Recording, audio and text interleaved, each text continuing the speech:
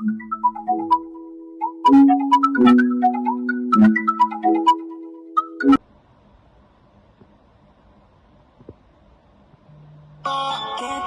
que hacer para que tú seas mi mujer? Baby, dime qué tengo que hacer. Apa ni? Oh, ada kelas. Kelas apa ni? Oh, ada takhayul je. Tak ada apa. Malas lah kelas. Bruh. Weh Fahmi, hang tak pergi kelas?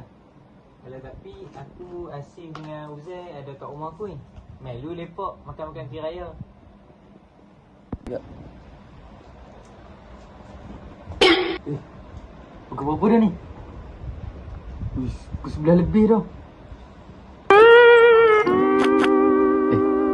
Teh tak pergi kelas tu. Weh Fahmi, hang tak pergi kelas? Kalau tak pergi, aku asyik dengan Uzair ada kat rumah aku ni. Melu lepak makan-makan kira raya. 哎呦我的妈！ Dia pun tak pergi kelas. Okey, tunggu aku sampai. Ah. Ya. Assalamualaikum.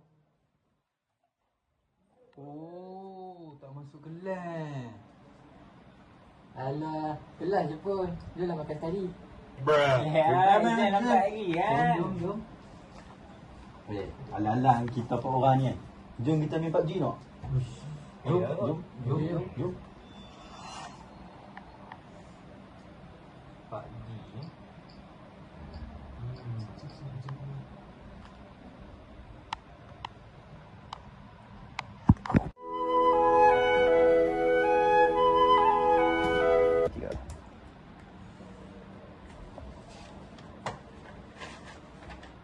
Ji. Soalan apa ni? Kenapa rasa macam tak pernah belajar pun? Menyesalnya tak jam kelas hari tu. Tiga.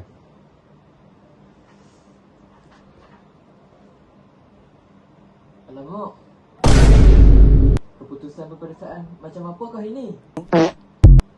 Sangat mengecewakan. Kenapalah dulu aku tak masuk kelas? Kenapalah aku selalu ponteng kelas? Tiga.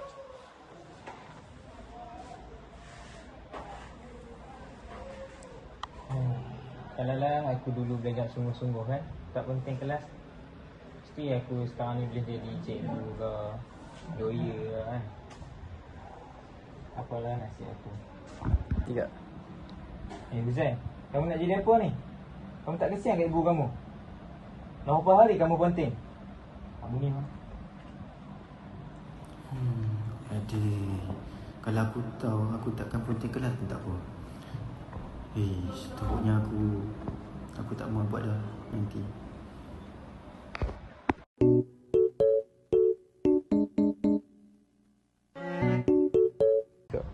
Langkah yang pertama, peranan rakan sebaya yang positif. Rakan sebaya memainkan peranan yang penting dalam mempengaruhi tingkah laku pelajar. Pelajar perlu memilih rakan sebaya yang rajin ke kelas dan saling mengingati antara satu sama lain. Sokongan daripada rakan sebaya yang positif dapat meningkatkan tanggungjawab dan rasa disiplin pelajar untuk hadir ke kelas.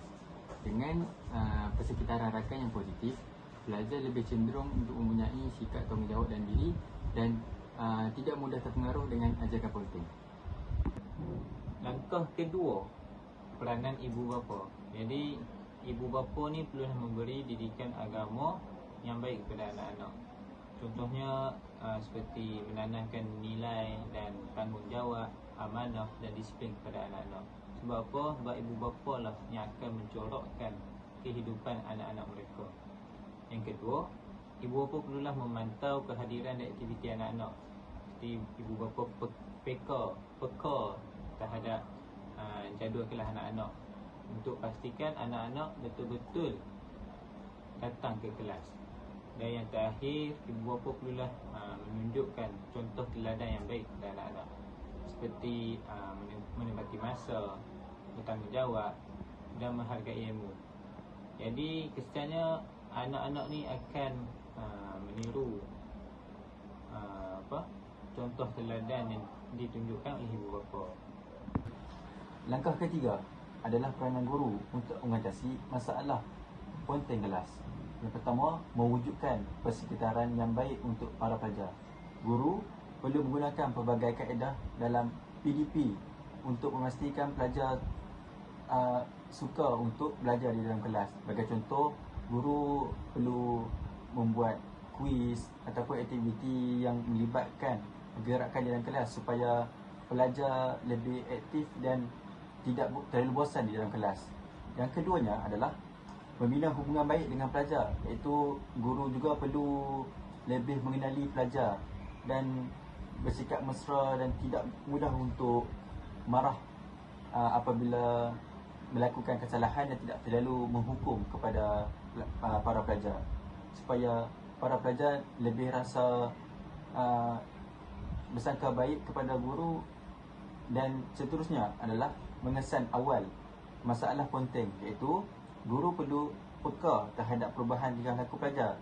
Sebagai contoh, guru perlu pantau kehadiran harian, kena pasti masalah pelajar, kenapa pelajar tersebut tidak hadir ke kelas, dan seterusnya bertanya secara peribadi kepada para pelajar. Tindakan ini boleh menyebabkan kita dapat mengatasi masalah tersebut dengan lebih awal, kerana kadang-kadang para pelajar tersebut mempunyai masalah keluarga ataupun tekanan.